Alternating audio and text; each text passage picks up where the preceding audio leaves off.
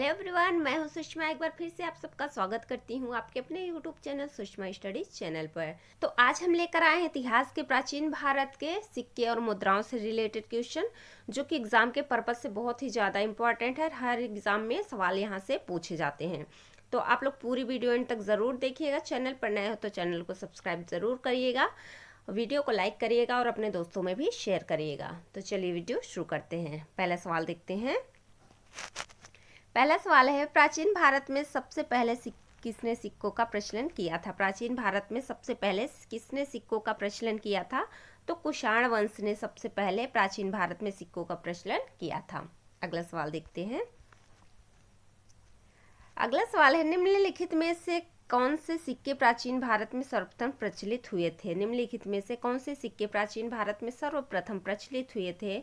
तो वो थे पंचमार्क सिक्के। अगला सवाल देखते हैं।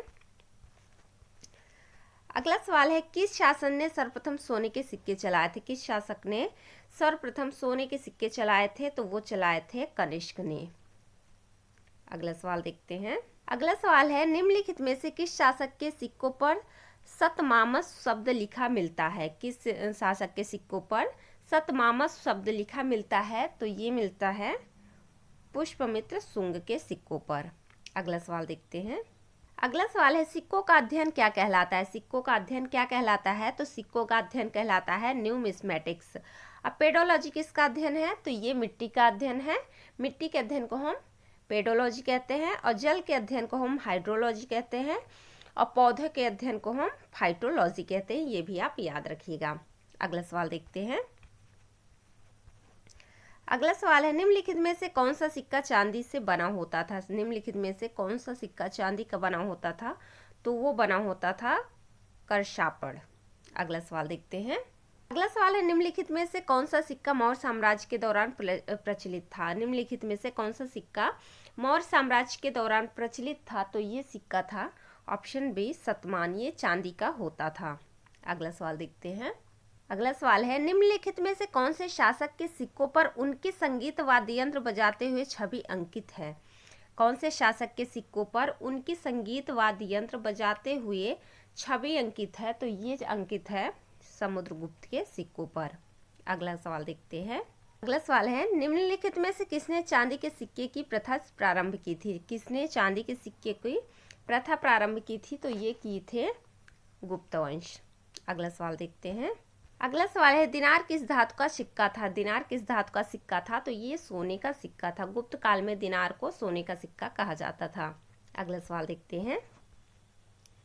अगला सवाल है, निम्नलिखित में से किस शासक ने सबसे पहले टंका नामक चांदी का सिक्का जारी किया? किस शासक ने सबसे पहले टंका नामक चांदी का सिक्का जारी किया था? तो वो किए थे इल्तुतमिश ने। अगला सवाल देखते हैं। अगला सवाल है, प्राचीन भारत में कारशापड़ किस प्रकार की मुद्रा थी? प्राचीन भारत में कारशापड़ किस प्रकार की मुद्रा थी? तो ये थी पंचमार्क सिक्कों की मुद्रा। अगला सवाल देखते हैं। अगला सवाल है, निम्नलिखित में से किस राजवंश ने के सिक्कों पर संस्कृत में अभिलेख अंकित होते थे? किस राजवंश के सिक्कों पर संस्कृत में अभिलेख अंकित होते थे? तो वो होते थे गुप्त वंश के सिक्कों पर। गुप्त वंश, चोल वंश और पांडु वंश के सिक्कों पर संस्कृत में अभिलेख अंकित होते थे। अगला सवाल देखते हैं। अगला सवाल है, भारत में पंचमार्क सिक्के मुख्य रूप से किस धातु से बने होते थे? पंचमार्क सिक्के मुख्य रूप से किस धातु से बने होते थे? तो ये बने होते थे चांदी से। चांदी और तांबे दोनों से बने होते थे ये। अगला सवाल देखते हैं। अगला सवाल है, निम्नलिखित में से कौन सा सिक्का प्राचीन भारतीय व्यापार में व्यापक रूप से प्रयोग किया जाता था? कौन सा सिक्का प्राचीन भारतीय व्यापार में व्यापक रूप से प्रयोग किया जाता था? तो वो सिक्का था कारशापड़। अगला सवाल देखते हैं। अगला सवाल है, गुप्त शासकों द्वारा जारी किए गए सोने के सिक्के क्या कहलाते थे? गुप्त शासकों द्वारा जारी किए गए सोने के सिक्के कहलाते थे दिनार।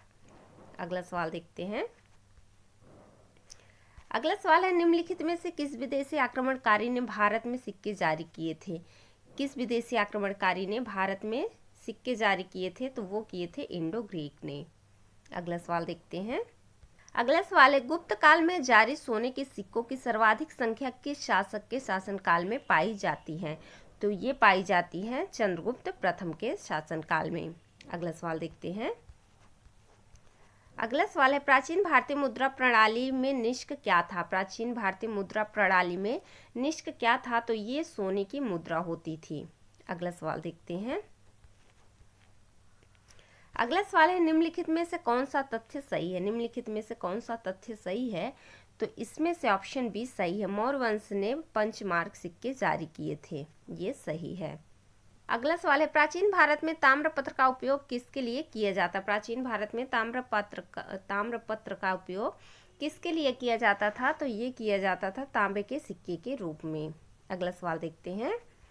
अगला सवाल है, निम्नलिखित में से कौन से सिक्के सातवाहन शासकों द्वारा जारी किए गए थे? कौन से सिक्के सातवाहन शासकों द्वारा जारी किए गए थे? तो वो थे सीसे के। सातवाहन शासक काल ने सीसे के सिक्के जारी किए थे। अगला सवाल देखते हैं। अगला सवाल है, अर्थशास्त्र में उल्लिखित पद का क्या है? अर्थशास्त्र में उल्लिखित पद का क्या है? तो ये सोने की मुद्रा होती थी। अगला सवाल देखते हैं। अगला सवाल है, प्राचीन भारत में स्वर्ण मुद्राएं सर्वप्रथम किस वंश द्वारा प्रचलित की गई? प्राचीन भारत में स्वर्ण मुद्राएं सर्वप्रथम किस वंश द्वारा प्रचलित की गई थी? तो ये की गई थी कुषाण वंश द्वारा। अगला सवाल देखते हैं। अगला सवाल है, निम्नलिखित में से किसके सिक्कों पर पहली बार राजधर्म का उल्लेख मिला? किसके सिक्कों पर पहली बार राजधर्म का उल्लेख मिला था? तो ये मिला था अशोक के सिक्कों पर। अगला सवाल देखते हैं। अगला सवाल है, चंद्र मुद्रा नामक सिक्के का प्रचलन किस काल में हुआ था? चंद्र मुद्रा नामक सिक्कों का प्रचलन किस काल में हुआ था? तो ये गुप्त काल में हुआ था। अगला सवाल देखते हैं। अगला सवाल है, निम्नलिखित में से कौन सा सिक्का अकबर के समय में प्रचलित था? निम्नलिखित में से कौन सा सिक्का अकबर के समय में प्रचलित था? तो अकबर के समय में सोने, चांदी और तांबे के सिक्के प्रचलित थे, जिसमें से मुहर था, टंका था और रुपया था। अगला सवाल देखते हैं। अगला सवाल है, अशोक के काल में सिक्कों का निर्माण मुख्यतः किस धातु से किया जाता था? अशोक के काल में सिक्कों का निर्माण किस धातु से किया जाता था? तो ये किया जाता था ऑप्शन बी और सी दोनों, मतलब चांदी और तांबे दोनों से किए जाते थे। अगला सवाल देखते हैं। अगला सवाल है, मौर्य युग के सिक्कों पर कौन से चिन्ह प्रमुख रूप से पाए जाते थे? मौर्य युग के सिक्कों पर कौन से चिन्ह पाए जाते थे? तो ये पाए जाते थे सूर्य, चंद्रमा, हाथी और मछली के चित्र। अगला सवाल देखते हैं। अगला सवाल है, निम्नलिखित में से कौन सा तथ्य सत्य है? निम्नलिखित में से कौन सा तथ्य सत्य है? तो इसमें से ऑप्शन ए सत्य है। गुप्त काल के सिक्कों पर अश्वमेध यज्ञ का चित्रण मिलता है। अगला सवाल देखते हैं। अगला सवाल है, गुप्त साम्राज्य के किस शासक के सिक्कों पर व्याघ्र विनाशक यानी कि शेर को मारते हुए मुद्रा अंकित थी? तो ये अंकित थी कुमारगुप्त के सिक्कों पर। अगला सवाल देखते हैं। अगला सवाल है, प्राचीन भारत में निष्क और स्वर्ण किस धातु के बने होते थे? निष्क और स्वर्ण सोने के बने होते थे। अगला सवाल देखते हैं। अगला सवाल है, शक शासकों द्वारा जारी किए गए सिक्के की विशेषता क्या थी? शक शासकों द्वारा जारी किए गए सिक्कों की विशेषता क्या थी? तो इनकी विशेषता थी ग्रीक भाषा में इन पे लेख होता था। अगला सवाल देखते हैं। अगला सवाल है, गुप्त साम्राज्य के स्वर्ण मुद्राओं को किस नाम से जाना जाता? गुप्त साम्राज्य के स्वर्ण मुद्राओं को किस नाम से जाना जाता था? तो ये जाना जाता था ऑप्शन बी दिनार के नाम से जाना जाता था। अगला सवाल देखते हैं। सवाल है, प्राचीन भारत में सिक्कों को ढालने की प्रक्रिया को क्या कहा जाता था? प्राचीन भारत में सिक्कों को ढालने की प्रक्रिया को क्या कहा जाता था? तो ये कहा जाता था टकसालीकरण। अगला सवाल देखते हैं। अगला सवाल है, निम्नलिखित में से किस शासक ने चाहर टंका नामक सिक्का जारी किया था? किस शासक ने चाहर टंका नामक सिक्का जारी किया था? तो ये किया था अलाउद्दीन खिलजी ने। अगला सवाल देखते हैं।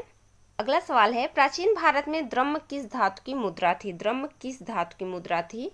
तो ये थी चांदी की। अगला सवाल देखते हैं। अगला सवाल है, गुप्त शासकों द्वारा जारी किए गए सिक्कों पर कौन से प्रमुख देवता अंकित होते थे? गुप्त शासकों द्वारा जारी किए गए सिक्कों पर कौन से देवता अंकित होते थे? तो वो होते थे विष्णु होते थे, लक्ष्मी जी होती थी और कार्तिकेय। ये भी आप याद रखिएगा। अगला सवाल देखते हैं। अगला सवाल है, पंचमार्क सिक्के किस काल में प्रचलित थे? पंचमार्क सिक्के किस काल में प्रचलित थे? तो मौर्य काल में पंचमार्क सिक्के प्रचलित थे। अगला सवाल देखते हैं। अगला सवाल है, निम्नलिखित में से किस भारतीय शासक ने के सिक्कों पर उनके विभिन्न सैन्य अभियानों का चित्रण मिलता है? किस भारतीय शासक के सिक्कों पर उनके विभिन्न सैन्य अभियानों का चित्रण मिलता है? तो ये मिलता है समुद्रगुप्त के सिक्कों पर। अगला सवाल देखते हैं। अगला सवाल है, निम्नलिखित में से किस शासक ने अपने सिक्कों पर परम भागवत शीर्षक अंकित कराया था? किस शासक ने अपने सिक्कों पर परम भागवत शीर्षक अंकित कराया था? तो ये कराया था चंद्रगुप्त द्वितीय ने। अगला सवाल देखते हैं। अगला सवाल है, प्राचीन भारत के सिक्कों पर अंकित स्वास्तिक चिन्ह किसका प्रतीक था? प्राचीन भारत में सिक्कों पर अंकित स्वास्तिक चिन्ह किसका प्रतीक था? तो ये प्रतीक था शक्ति और समृद्धि का। अगला सवाल देखते हैं।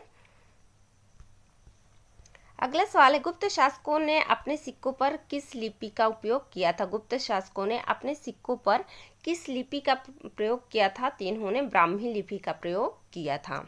अगला सवाल देखते हैं। अगला सवाल है, निम्नलिखित में से कौन सा सिक्का हिंद यूनानी शासकों द्वारा प्रचलित किया गया था? कौन सा सिक्का हिंद यूनानी शासकों द्वारा प्रचलित किया गया था? तो ये किया गया था टेट्राड्राम्स। अगला सवाल देखते हैं।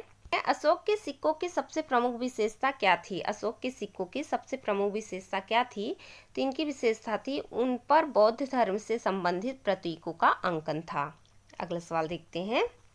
अगला सवाल है, निम्नलिखित में से किसने अपने सिक्कों पर पहली बार सप्तर्षि चिन्ह का प्रयोग किया था? किसने अपने सिक्कों पर पहली बार सप्तर्षि चिन्ह का प्रयोग किया था? तो वो किए था कनिष्क। अगला सवाल देखते हैं। अगला सवाल है, शक शासकों के सिक्कों की विशेषता क्या थी? शक शासकों की सिक्कों की विशेषता क्या थी? तो इनकी विशेषता थी यूनानी और खरोष्टी लिपि में इन सिक्कों पर लेख था। अगला सवाल देखते हैं। अगला सवाल है, प्राचीन भारतीय सिक्कों में मत्स्य यानी कि मछली चिन्ह किसका प्रतीक था? प्राचीन भारतीय सिक्कों में मछली किसका प्रतीक था? तो ये प्रतीक था जल और समृद्धि का। अगला सवाल है, प्राचीन भारत के किस शासक के सिक्कों पर गंगा यमुना का चित्रण मिलता है? प्राचीन भारत के किस शासक के सिक्कों पर गंगा यमुना का चित्रण मिलता है? तो ये मिलता है समुद्रगुप्त के सिक्कों पर। अगला सवाल देखते हैं। अगला सवाल है, निम्नलिखित में से कौन से सिक्के मध्यकालीन भारत में प्रचलित नहीं थे? कौन से सिक्के मध्यकालीन भारत में प्रचलित नहीं थे? तो वो था पंचमार्क। अगला सवाल देखते हैं। अगला सवाल है, प्राचीन भारत में सर्वप्रथम स्वर्ण मुद्राएं किस काल में प्रचलित हुई? प्राचीन भारत में सर्वप्रथम स्वर्ण मुद्राएं किस काल में प्रचलित हुई? तो ये प्रचलित हुई थी कुषाण काल में। अगला सवाल देखते हैं। अगला सवाल है, निम्नलिखित में से कौन से शासक ने सिक्कों पर धनुर्धारी मुद्रा अंकित करवाई थी? कौन से शासक ने सिक्कों पर धनुर्धारी मुद्रा अंकित करवाई थी? तो वो करवाए थे समुद्रगुप्त ने। अगला सवाल देखते हैं। अगला सवाल है, हिंद यूनानी शासकों द्वारा जारी किए गए सिक्कों पर मुख्यतः कौन से देवता अंकित होते थे? हिंद यूनानी शासकों द्वारा जारी किए गए सिक्कों पर मुख्यतः कौन से देवता अंकित होते थे? तो वो होते थे अपोलो और ज्यूस। अगला सवाल है, प्राचीन भारत में होन नामक सिक्का किस वंश के शासनकाल में प्रचलित था? प्राचीन भारत में होन नामक सिक्का किस वंश के शासनकाल में प्रचलित था? तो ये प्रचलित था चोल वंश के शासनकाल में। अगला सवाल देखते हैं। अगला सवाल है, निम्नलिखित में से किस शासक के सिक्कों पर कच्छप यानी कछुआ चिन्ह पाया गया? किस शासक के सिक्कों पर कछुआ चिन्ह पाया गया? तो ये पाया गया था सातवाहन शासक के सिक्कों पर। अगला सवाल देखते हैं। अगला सवाल है, प्राचीन भारत के सिक्कों पर हाथी का चित्रण किसका प्रतीक था? प्राचीन भारत के सिक्कों पर हाथी का चित्रण किसका प्रतीक था? तो ये प्रतीक था शक्ति और समृद्धि का। अगला सवाल देखते हैं। अगला सवाल है, प्राचीन भारतीय सिक्कों पर अंकित अर्धचंद्र किसका प्रतीक था? तो ये प्रतीक था चंद्रमा और समय का। अगला सवाल देखते हैं।